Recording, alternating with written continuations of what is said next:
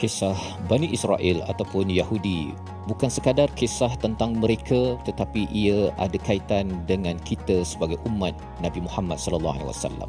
Apabila mereka merancang untuk memusuhi, untuk menghapuskan kepada warga manusia seluruh dunia, bagaimanakah cara untuk kita menghadapinya?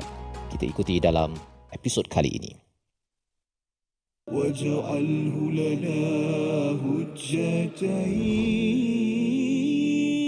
يا رب العالمين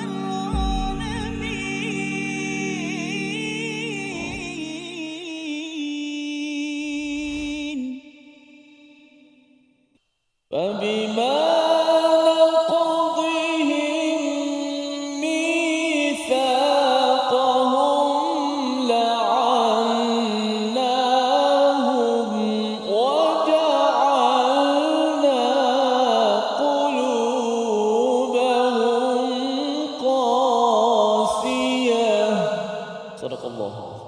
Assalamualaikum warahmatullahi wabarakatuh. Alhamdulillah wassalatu wassalamu ala Rasulillah wa ala alihi wa man walah. Syada la ilaha illallah, syada Muhammadan abduhu wa rasuluh.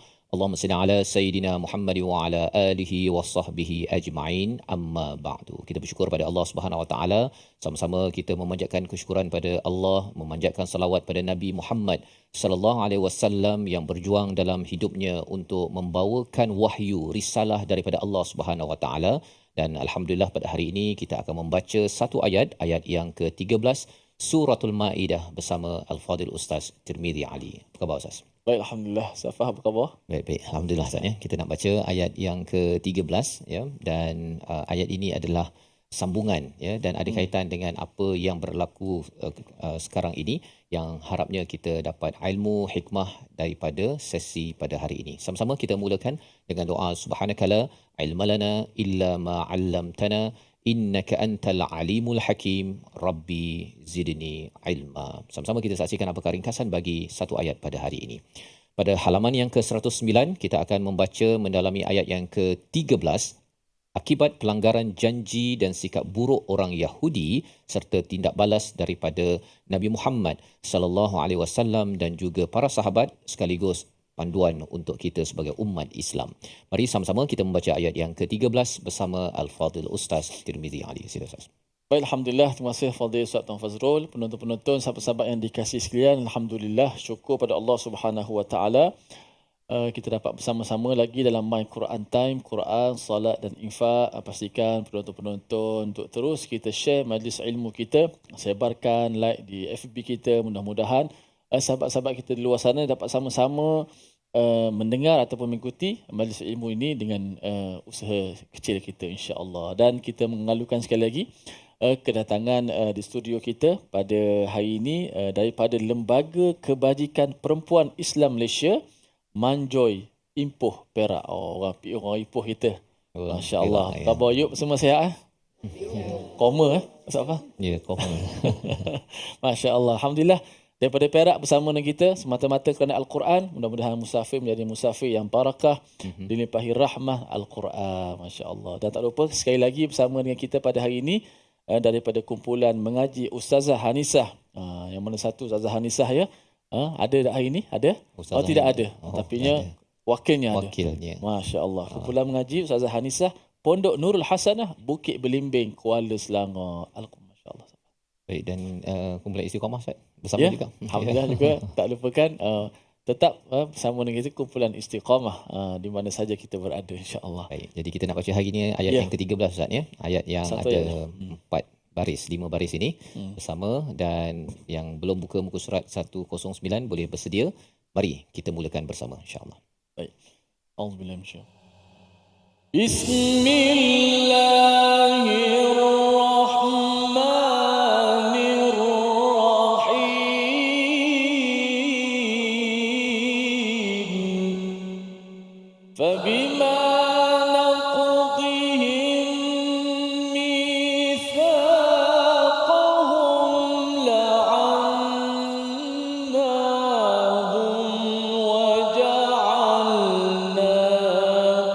قلوبهم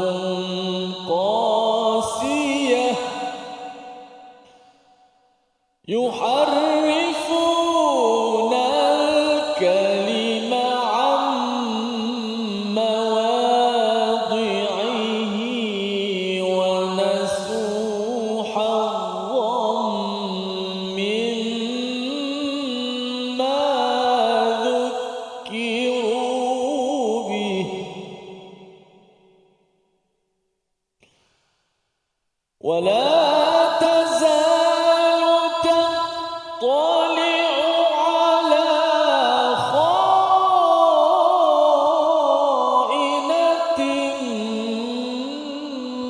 منهم إلا قليلا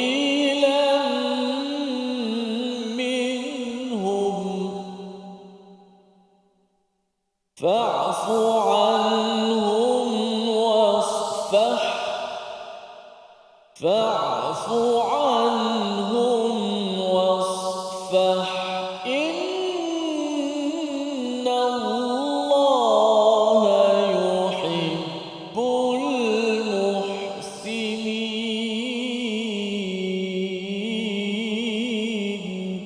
بارك الله.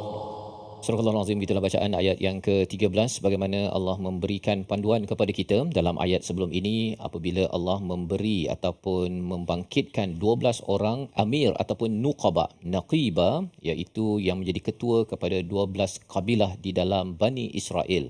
Dan mereka ini mempunyai peranan untuk mengingatkan kepada 5 perkara, untuk salat, zakat, untuk mengikut beriman pada Rasul, membantu perjuangan Rasul dan juga memberikan qardan hasana kepada perjuangan ini. Dan apabila ianya diikuti, Allah akan membantu, tetapi jika dikufuri, ianya akan mengundang kepada kesesatan. Dan apakah respon daripada Bani Israel? Fabima naqdihim mitsaqahum, iaitu mereka itu memecahkan ataupun memungkiri janji mereka. Mitsaqahum itu perjanjian mereka dengan Allah, mereka naqad ataupun mereka pecah ataupun langgar. Perkara tentang melanggar janji ini sudah pun Allah nyatakan awal pada surah Al-Baqarah pada ayat yang ke-27. Ciri bagi seorang yang beriman adalah menjaga perjanjian, tidak memecahkan janji, dan sekali lagi diulang dalam surah Al-Maidah ini, aufu bil uqud, kita perlu menyempurnakan janji dan juga mitsaq kita kepada Allah, perjanjian kita dengan Allah perlu disempurnakan. Dan kesan daripada pelanggaran janji ini, mereka tidak memberi perhatian kepada salat, kepada zakat, kepada qardan hasanah, malah tidak beriman kepada Rasul yang terakhir iaitu Nabi Muhammad sallallahu alaihi wasallam. Maka yang pertama, la'annahum, iaitu Allah melaknat mereka. Apa maksud laknat? Laknat ini jauh daripada rahmat, Ustaz. Maksudnya Allah tidak menyayangi mereka. Mak kalau katakan dia marah pada anak dia, maksudnya tidak menyayangi anaknya, kesannya Ustaz memang macam-macam kena. Tetapi kalau mak menyayangi si anak, maka walaupun anak itu mungkin ada kekurangan, mungkin apa sebagainya, tetapi mak masih lagi lipat baju, masakkan apa sebagainya, kerana mak menyayangi bagi seorang anak. Malah walillahil mathalul a'la, bagi Allah SWT, bila Allah tidak memberi rahmat, sudah tentunya Allah biarkan mereka ini dilaknat. Dan bila Allah laknat, Ustaz, satu dunia ini akan mula melaknat kepada kumpulan yang memungkari janji ini. Dan kesan keduanya, waja'alna qulubahum qasiyah, dan kami jadikan pada hati mereka itu keras, Ustaz. Hati menjadi keras. Jadi mula-mula kena laknat, dan laknat atas laknat, satu dunia mula marah, Ustaz, kan? Dan ini yang berlaku kepada orang Yahudi sekarang ini yang berada di Israel ataupun menyerang Palestin itu. Bila orang kutuk, bukan sekadar, bila Allah kutuk itu bukan sekadar orang Islam kutuk, tetapi orang yang bukan Islam pun dia mula dah pelik. Dia rasa macam mana bila orang Islam menawan tentera Israel, ataupun orang daripada Israel itu, orang ni baik je kan, dijaga, diberi klinik dan sebagainya. Tetapi bila sampai kepada orang Israel menawan orang Palestin itu, macam-macam jadi, Ustaz. Jadi orang dah tahu dah ini adalah manusia yang amat pelik, rupa-rupanya kerana asalnya melanggar perjanjian dengan Allah, maka Allah laknat sehingga satu dunia nampak keburukan yang ada. Dan kesan daripada laknat itu, hati jadi keras, Ustaz. Hati jadi keras. Pelajaran untuk kita ialah kita jangan melaknat orang. Kalau ada orang buat silap, kita jangan laknat, kita minta Allah laknat pada orang tersebut, pasal kesan laknat menyebabkan orang tu mungkin menjadi keras, ataupun kalau hati dia tidak keras, laknat itu jatuh pada kita jadi hati keras, Ustaz. Itu adalah cabaran bila suka melaknat kepada orang lain.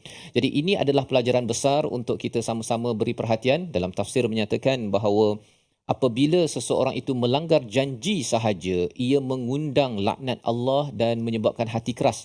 pelajaran untuk kita, jangan sekali-kali kita melanggar janji kita, dan janji kita adalah untuk solat, zakat, beriman pada Rasul, membantu perjuangan Rasul dan juga memberi pinjaman terbaik kepada Allah untuk menyokong perjuangan ini. Kita berehat sebentar, My Quran Time, Quran, Salat, Infak.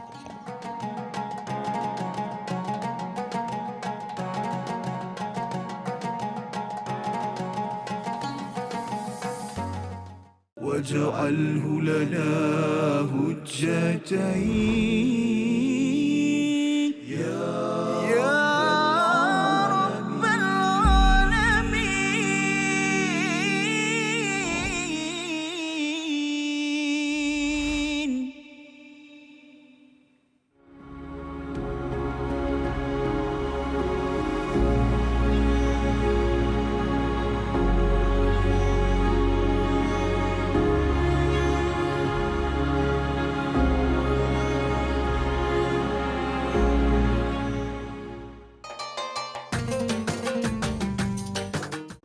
اقرأ باسم ربك الذي خلق. Hayati isi kandungan Al-Quran dalam My Quran Time. Setiap hari jam 12 tengah hari di TV9 dan saluran Astro 149. Quran, Salat, Infak.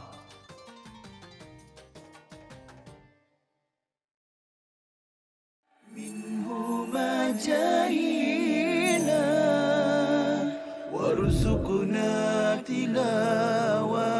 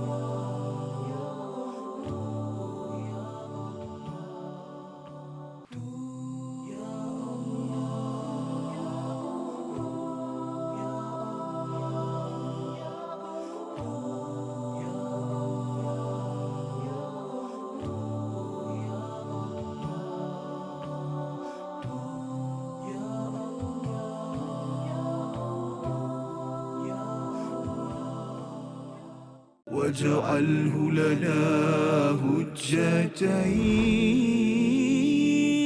يا رب العالمين.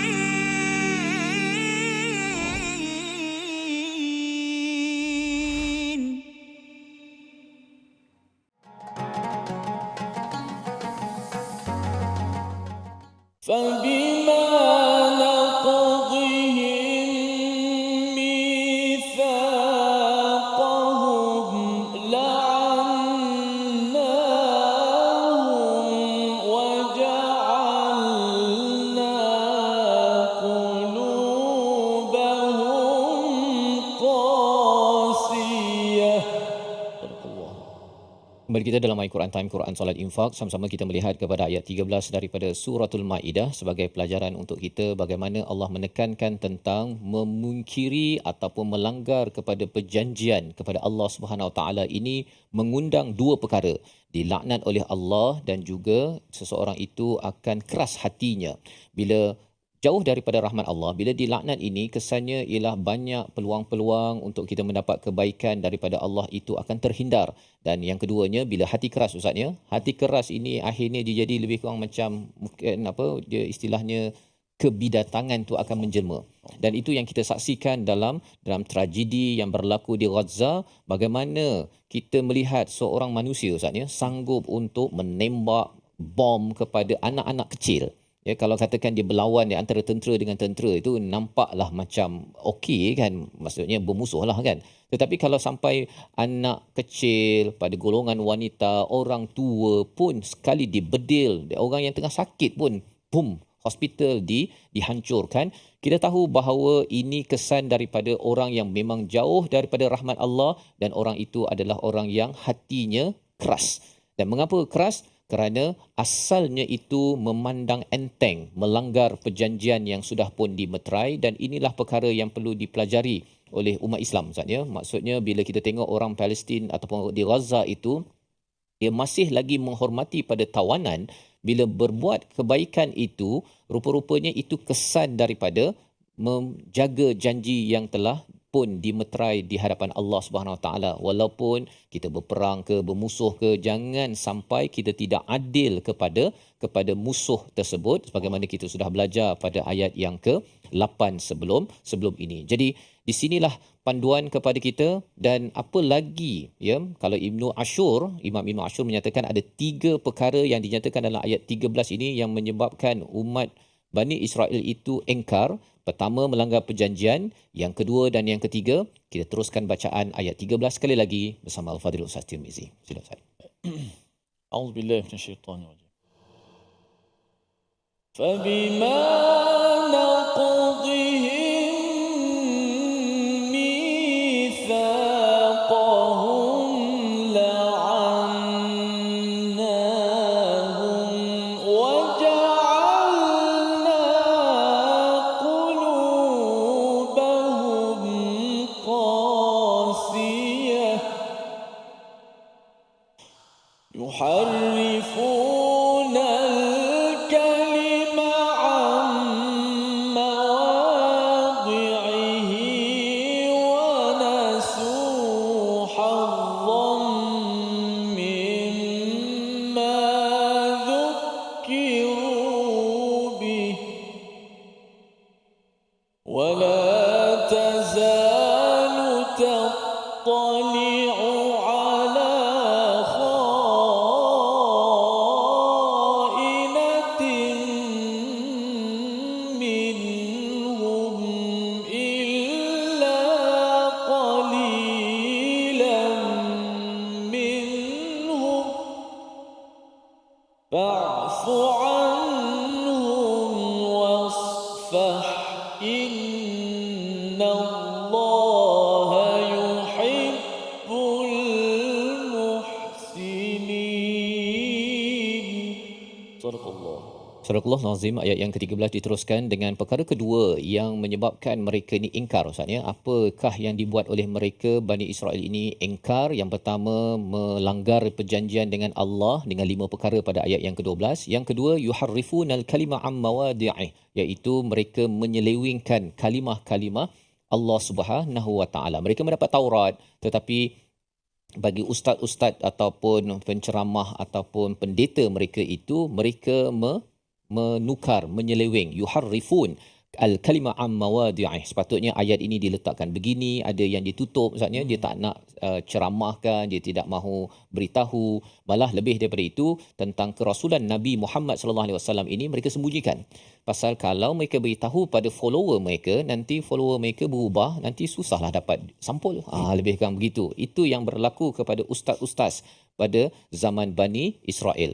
Dan yang ketiganya, wa nasu hazzam mimma dzukiru bih, iaitu mereka melupakan hazzan. Hazzan ini maksudnya adalah satu tuah, ya, anugerah daripada Allah, iaitu dengan Taurat itu adalah satu perkara yang amat berharga, ya, hazzan, ya, mimma dzukiru bih, dengan apa yang diingatkan kepada mereka.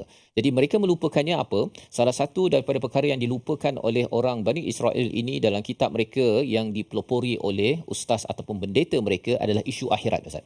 Isu akhirat di mana mereka kata kita akan masuk syurga, orang lain semua tak masuk syurga, dan selain daripada itu dia tidak mahu bercakap pasal neraka apa semua, tak ada. Pasal dia kata orang Yahudi memang masuk syurga.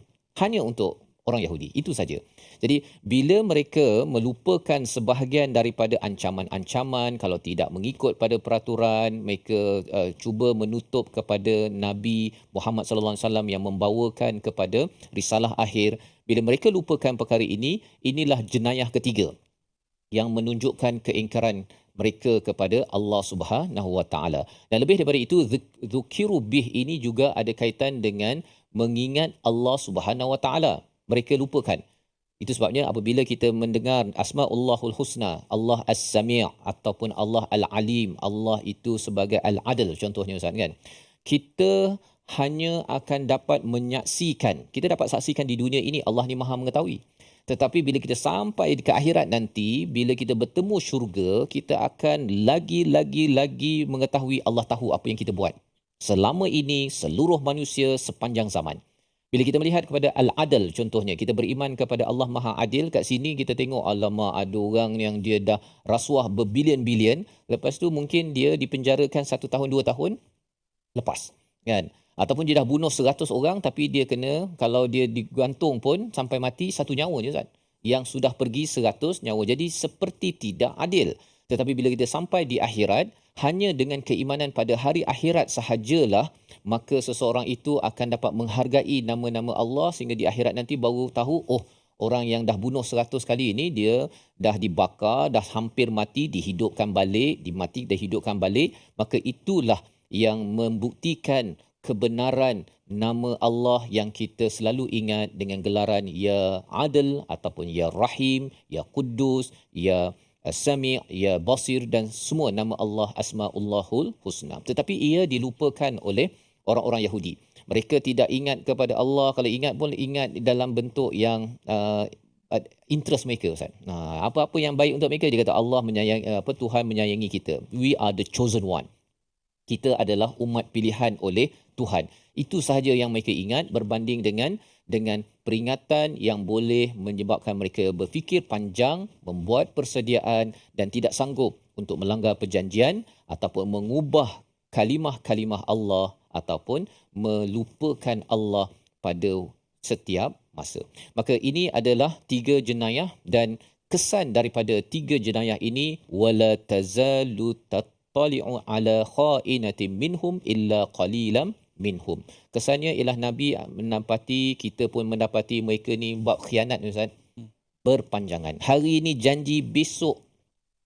Ya. Sebabnya bila ada kata nak gencatan senjata, tak pastilah sama ada betul atau tak betul mereka akan buat gencatan senjata. Pasal bab janji ini memang didapati kerana 3 jenayah pada Tuhan ini, mereka bab janji ini dia main pusing je. Dan kalau ada yang naif yang cuba untuk tidak berjaga-jaga, berjanji dan kata tak apa, kita pegang pada janji, tapi kalau kita tak berhati-hati, maka kita akan berada dalam keadaan yang amat bahaya. Jadi bagaimana menghadapi orang begini, Ustaz, yang memang akan buat khianat daripada zaman dulu lagi. Pada Nabi Musa pun khianat, pada Nabi Muhammad pun nak jatuhkan batu kepada Nabi Muhammad di kalangan Bani Nadir oleh orang Yahudi ini. Maka Allah beri panduan pada hujung ayat 13. Adakah kita kena kongsikan dengan kawan, Yahudi tu tengah merancang untuk memusnahkan bukan sekadar Palestin tetapi Malaysia, Indonesia. Adakah kita kena borak-borak begitu? Ataupun ada cara yang tersendiri daripada Allah? Kita akan lihat sebentar lagi. Namun kita perhatikan perkataan pilihan pada episod kali ini.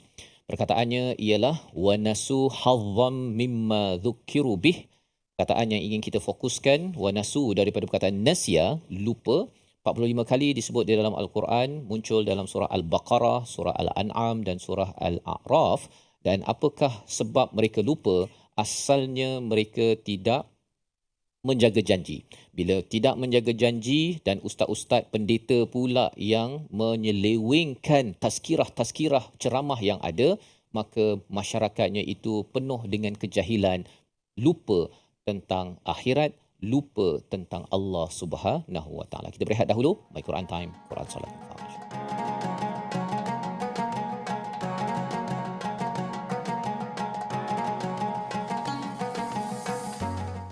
واجعله لنا هجتين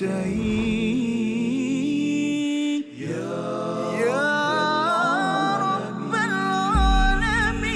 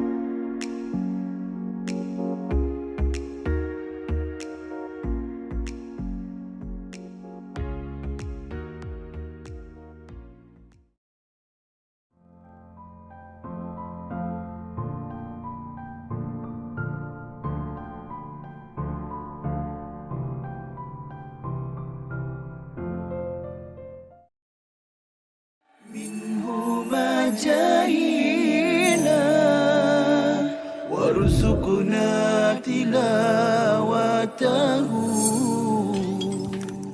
Yang biasa tadi kita ada sebut sikit yang setengah-setengah orang berpendapat kata malam tu berlaku pada satu masa sahaja. Ini tak tepat lah, sebab tak tepat berdasarkan hadis dan juga tak tepat berdasarkan ayat Al-Quran sendiri. Yang kedua, antara yang biasa orang kata petandanya itu adalah pokok sujud, pokok sujud, macam-macam lah.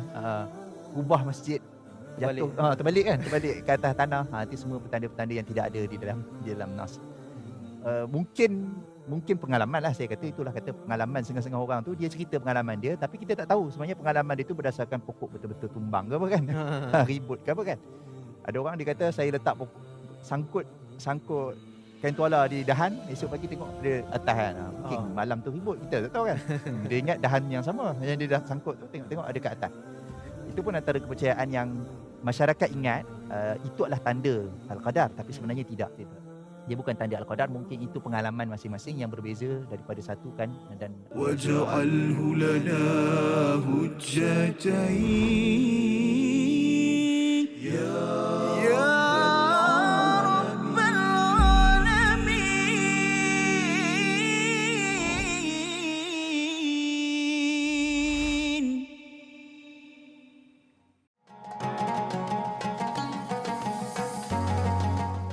أهلا وسهلا ومرحبا بضيوفنا حملة القرآن. أهلا وسهلا ومرحبا بضيوفنا حملة القرآن. حيا نجل القلب بالفرقان.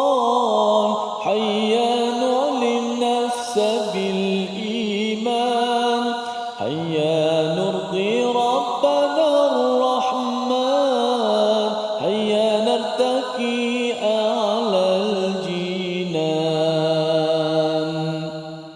Alhamdulillah, kita kembali dalam My Quran Time, Quran, salat dan infak. Alhamdulillah, syukur pada Allah Subhanahu Wa Taala, kita dapat terus memperbanyakkan masa kita, menghabiskan masa kita, waktu-waktu kita yang indah ini, yang berkah ini, insya-Allah bersama dengan Al-Quranul Karim pastinya. Alhamdulillah, ayat 13 kita dah dengar kupasan tadabbur daripada Ustaz Fazrul sebentar tadi, dan kita bagi rehat dulu. Kita nak lihat sedikit sebanyak perkataan-perkataan dalam ayat yang 13, satu ayat sahaja yang mengandungi lebih kurang 4 baris ini, untuk sama-sama kita lihat di manakah kesalahan-kesalahan yang untuk kita kenal pasti supaya kita dapat memperbetulkan lagi sebutan itu. Baik, Alhamdulillah. Izinkan saya untuk berdiri, insya-Allah, untuk kita melihat perkataan ataupun ayat yang lebih jelas dalam skrin kita yang besar ini, insya-Allah.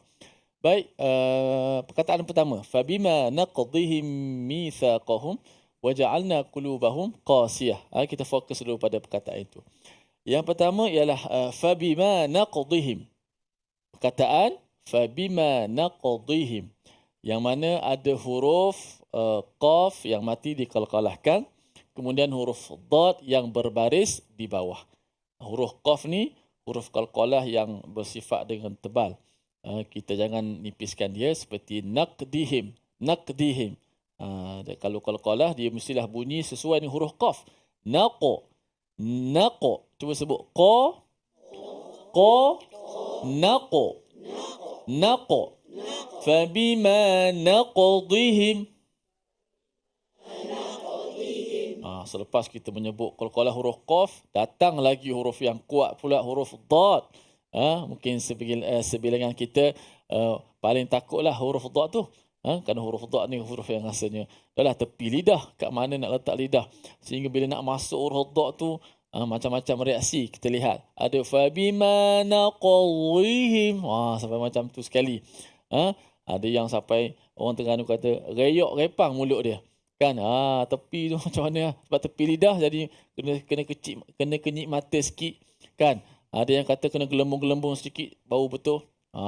Sebenarnya tu mitos semua tu. Tidak ada yang macam tu.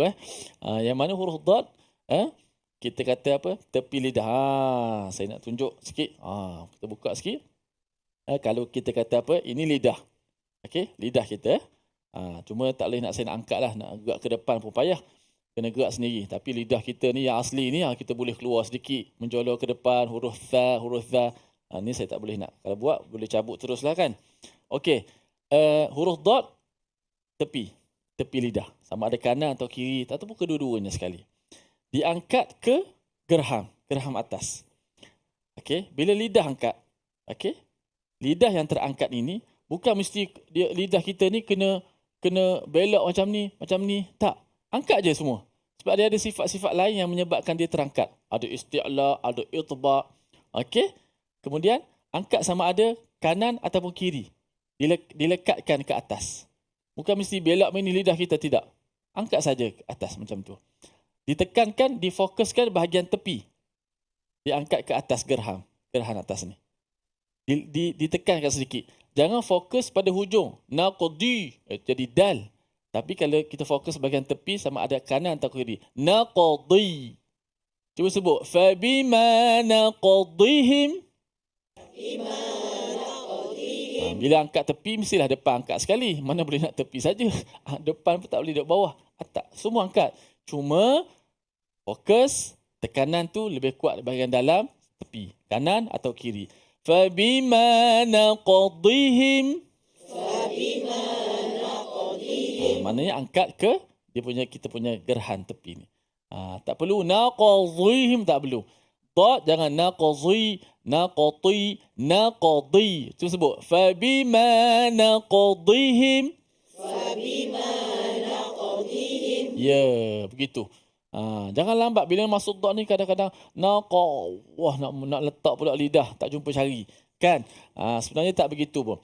Fabima naqdihim. Ya.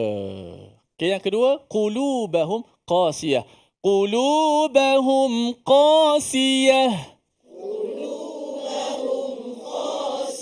Qulubahum qasiyah.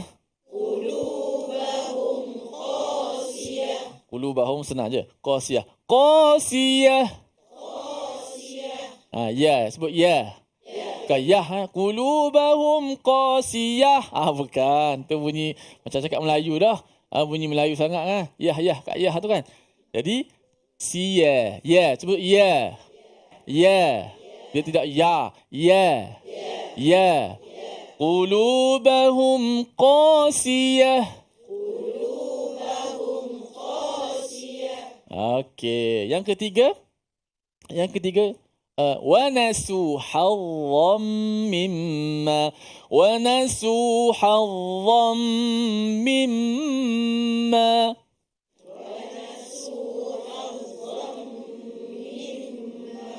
ونسوا حظا مما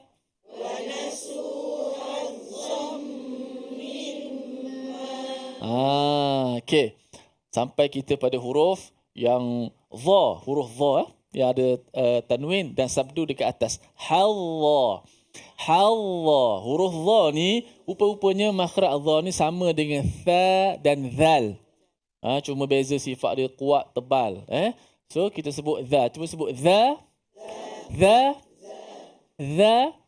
Hujung lidah kita ni, hujung lidah ini dikeluarkan sedikit di bawah gigi atas kita. Keluarkan sedikit hujung lidah. Okey. Cuba sebut dha. Daripada dha jadi dha. Bukan za. Kalau za, hujung lidah tak keluar. Duduk sini lagi. Keluar sikit. Dha. Okey. Macam mana nak jadi dha yang betul-betul tulen fasih? Gini. Kita jangan sebut dha.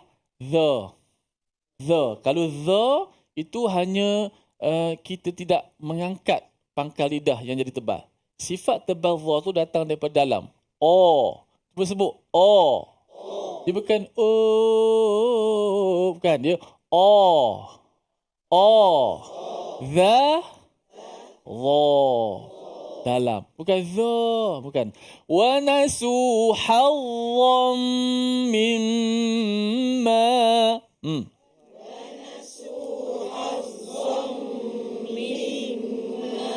Wa nasu hazzam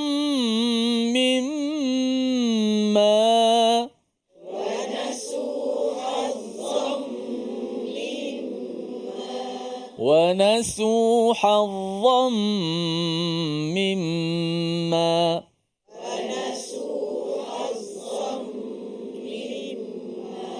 Okey, kita baca daripada awal. فَبِمَا نَقْضِهِمْ مِيثَاقَهُمْ لَعَنَّاهُمْ وَجَعَلْنَا قُلُوبَهُمْ قَاسِيَةً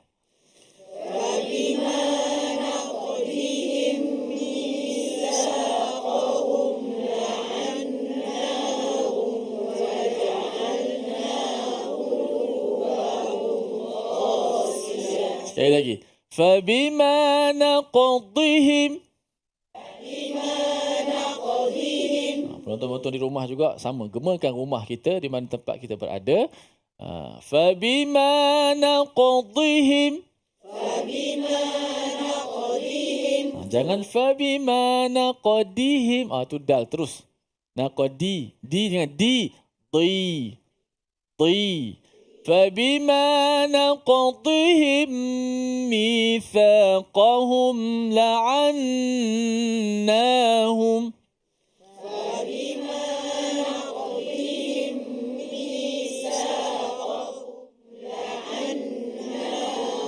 وجعلنا قلوبهم قاسية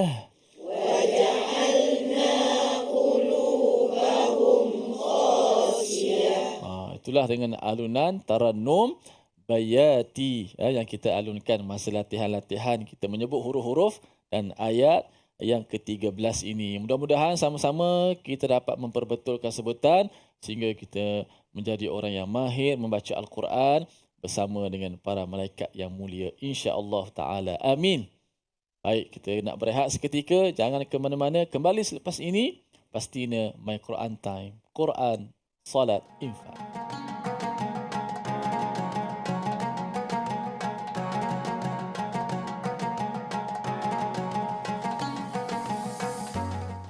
واجعله لنا هجتين يا رب العالمين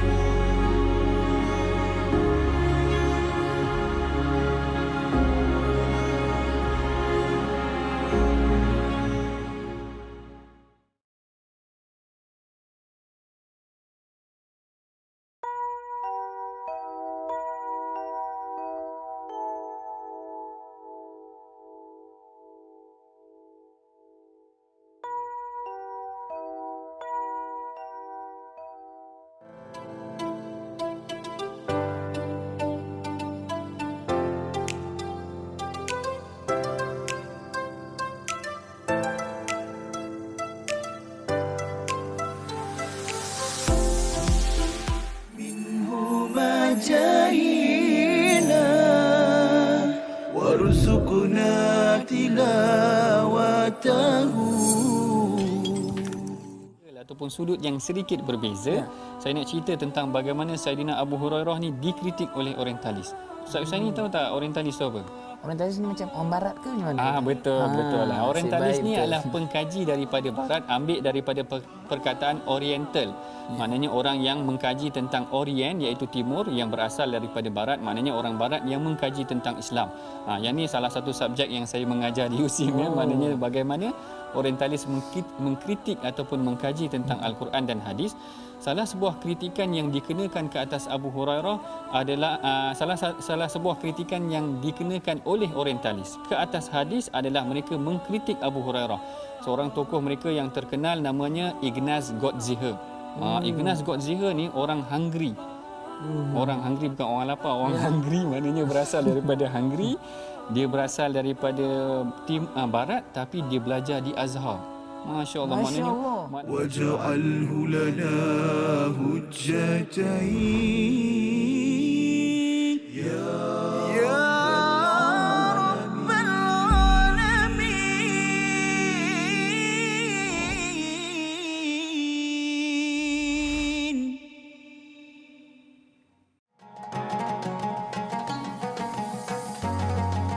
Kembali kita dalam My Quran Time, Quran Salat Infak. Sama-sama kita melihat kepada ayat yang ke-13 bagaimana Allah membongkar kepada apakah keingkaran daripada Bani Israel. 3 perkara, melanggar perjanjian, dan yang kedua menyeleweng kepada kalimah-kalimah Allah, dan yang ketiga melupakan ajaran-ajaran untuk menuju kepada Allah Subhanahu Wa Taala. Dan perlu kita beri perhatian bahawa sebenarnya Allah mulakan dengan pelanggaran perjanjian. Ciri itu kerana apa?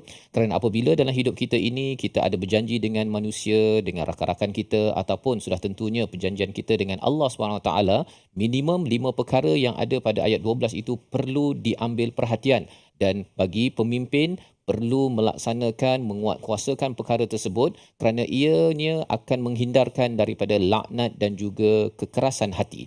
Jika tidak, rakyat ataupun ahli keluarga akan mempunyai orang yang degil, Ustaz, anak degil ataupun pasangan akan jadi degil dan sentiasa jauh daripada rahmat Allah SWT. Asyik susah aja. Ya, susah yang makin menyusahkan sampai ke akhirat. Kalau susah kat sini tak ada duit, tetapi dua-dua bahagia dan akhirnya dapat ke syurga, itu okey, kan? Tetapi kalau kaya macam mana pun, kereta banyak, pangkat besar, tetapi bergaduh dan akhirnya rupanya tak pun dijemput untuk ke syurga, itu kesan asalnya kerana mengambil ringan terhadap perjanjian. Perjanjian di kalangan suami isteri adalah istilahnya mithaqan ghalidha yang pernah kita jumpa pada surah An-Nisa.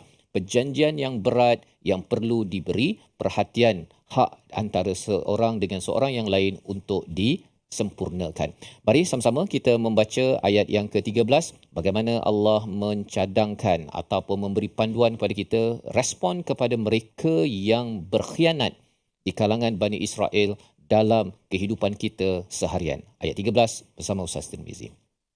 A'udzubillahi minasyaitanir. فبما نقضهم ميثاقهم لعناهم وجعلنا قلوبهم قاسية يحرفون الكلم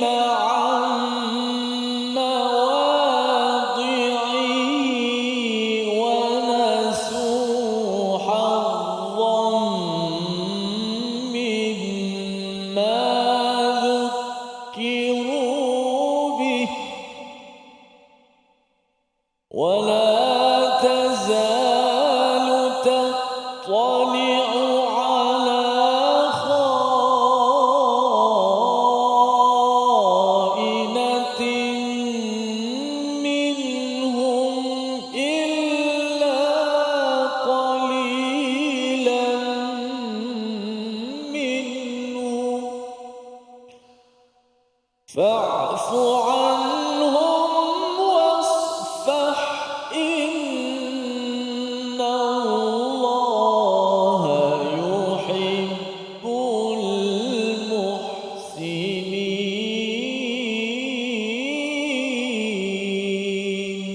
صدق الله. Surah Al-Azim ayat yang ke-13 kita baca untuk sama-sama kita melihat bagaimana di tengah-tengah antara tiga, Ustaz, ya. Tengah-tengah itu yuharrifunal kalima am mawadhi'ih, itu adalah antara tugas besarnya para pendeta, ustaz-ustaz mereka. Ya, kerana apa? Yang melanggar janji ini terutama di kalangan pemimpin, dan pemimpin ini perlu diingatkan oleh pendeta ataupun oleh ustaz-ustaz mereka. Bila ustaz pun sekali, Ustaz, ya, maksudnya dia pergi menyelewengkan kalimah itu pasal nak kipas orang atas, dan kemudian dia selewengkan lagi sehingga orang bawah pun terlupa, dah tak sedar dah ada perjanjian, ada kewajipan yang perlu dilaksanakan. Bila cakap agama, bila cakap tentang wahyu, ramai yang dah lupa, Ustaz, ya. Ramai pasal apa? Istilah nasu ini dalam fi'il madhi, maksudnya ini bukan lupa baru saja. Ya, kalau sedang lupa itu yansa, kan, tetapi ataupun yunsa. Tetapi kalau katakan nasu ini, mereka lupa dalam fi'il madhi past tense, maksudnya ini sudah lama sangat lupa sehingga kan mereka itu berbuat khianat dan tak rasa bersalah. Mereka sampai terlupa mereka ada Taurat, tetapi mereka banyak berideologi dengan perkara yang diselewengkan oleh ustaz ataupun penceramah ataupun pendeta mereka. Maka bila berhadapan dengan mereka ini, apakah yang perlu kita buat? Adakah kita kena borak banyak-banyak, takut dengan segala perancangan jahat mereka? Allah nyatakan fa'fu anhum wasfah. Dua perkara Ustaz ya. Yang pertama, maafkan mereka, ya, maafkan mereka, dan wasfah ini seperti kita buka Al-Quran ini ada halaman baru, itu safhah. Maka wasfah ini berlapang dada, bukalah lembaran baru. Move on, ya. Jangan terlampau fokus kepada segala kebejatan, kerosakan yang mereka sedang laksanakan, sedang rancangkan. Kalau kita borak banyak sangat, akhirnya kita rasa dia hebat sangat. Padahal Allah menyatakan innallaha yuhibbul muhsinin. Allah suka siapa yang ikut cakap Allah untuk maafkan dan move on. Jangan kisah sangat pasal mereka. Dan bila Allah cinta kepada orang yang ikut kepada jalan Allah ini yang bersifat ihsan, dia akan mendapat bantuan, Allah akan jaga dan akan sentiasa melindungi umat Islam dengan cara Allah. Dengan cara Allah, kerana Allah sudah pun mencintai kita sebagai orang-orang yang bersifat baik, mengikut kepada panduan daripada Allah Subhanahu Wa Taala. Dan perkataan fa'fu anhum wasfah ini sebenarnya ada berulang pada surah At-Taghabun ayat 14 dalam rumah tangga Ustaz ya. Pasangan kadang-kadang dia buat perangai contohnya kan, ataupun anak, dua perkara. Pasangan dan anak Allah cakap sebagai adu ya, sebahagiannya ya, sebahagian tu ada dua maksud. Sebahagian tu pasal memang ada orang kahwin dengan pasangan memang jadi musuh sampai ke sudah. Itu satu. Tapi satu lagi, sebahagian yang dimaksudkan dalam ayat ke-14 surah At-Taghabun ini, kadang-kadang ada perangai anak ataupun pasangan kita dia macam kena cucuk dengan syaitan kan. Jadi maksudnya menyebabkan kita kena berhati-hati. Allah nyatakan berhadapan dengan cabaran dalam rumah, yang pertama maafkan, yang kedua wasfah, tapi ada tambahan satu Ustaz, wa taghfiru, iaitu kamu mohonkan keampunan atas kesilapan ahli keluarga, pasangan dan juga anak. Maka itu cara yang kita kena buat. Jangan terlampau fikir sangat, tak move on. Kalau kita tak move on, maka kesannya apa? Kesannya kita sendiri yang akan stres dalam hidup dan akhirnya kita tidak menjadi orang yang muhsin. Membawa pada resolusi kita pada hari ini, kita saksikan. Yang pertama, hindari dosa-dosa yang boleh menggelapkan hati dan susah untuk menerima teguran, iaitu bila melanggar janji dan janji itu disimpulkan dengan 5 perkara yang ada pada ayat yang ke-12. Yang kedua, sentiasa ingat dan jelas dengan perintah dan larangan daripada Allah Subhanahu Wa Taala. Sudah tentunya dengan kita membaca Al-Quran, sentiasa kita berzikir, kerana inilah peringatan yang sebenar-benarnya yang menyebabkan kita tidak alpa. Yang ketiga, beri kemaafan dan tidak membalas dendam terhadap orang yang berbuat jahat. Walaupun ayat ini seterusnya Allah letakkan dengan peraturan baru Ustaz ya, perang, tetapi perang itu hanya bila ulul amri mengisytiharkannya. Kalau tidak, memang kita kena move on, maafkan, kerana tak guna pun kita cerita pasal musuh. Baik kita cerita tentang apa yang perlu kita buat, persediaan untuk mendapat bantuan daripada Allah Subhanahu Wa Taala. Kita berdoa Allah memberikan keutamaan cara berfikir, cara beramal, berteraskan Quran bersama Ustaz Tirmizi. Bismillahirrahmanirrahim. Alhamdulillah wassalatu wassalamu ala Rasulillah. Ya Allah, Tuhan kami, rahmatilah kami dengan Al-Quran. Ya Allah, muliakanlah kami dengan Al-Quran. Ya Allah, adabkanlah, akhlakkanlah kami dengan Al-Quran. Ya Allah, cahayakanlah kami dengan Al-Quran. Ya Allah, ya Allah, kami berlindung kepadamu, Ya Allah, daripada keburukan pendengaran kami, Ya Allah, daripada keburukan penglihatan kami, Ya Allah, daripada keburukan lisan-lisan kami, Ya Allah, daripada keburukan hati-hati kami, Ya Allah, daripada keburukan kemaluan kami, Ya Allah. Berilah kepada kami kebaikan dunia akhirat, Ya Allah. Muliakanlah kami dengan Al-Quran, Ya Allah, dan syafaatkanlah kami dengan Al-Quran. Amin ya rabbal alamin. Walhamdulillah. Amin. Amin amin ya rabbal alamin. Moga-moga Allah mengabulkan doa kita pada hari ini. Terus kita dipandu oleh Al-Quran, tahu bagaimana memberi respon kepada cabaran dalam hidup kita. Inilah yang kita ingin angkat di dalam tabung gerakan Al-Quran sebagai satu platform untuk tuan-tuan menyumbang dan juga sama-sama kita mengendalikan program, mengadakan wacana, diskusi, pelbagai program untuk memastikan nilai Al-Quran ini dapat disampaikan dan ia menjadi darah daging amalan bagi ahli keluarga, negeri dan negara kita, insya-Allah. Berkuda perang, mengangkat panji, tangkas berjuang, membela umat. Jangan sekali melanggar janji, mengeraskan hati, menjauhi rahmat. Kita bertemu lagi My Quran Time, Quran Salat Infaq, insya-Allah. Allahumma arhamna bil Quran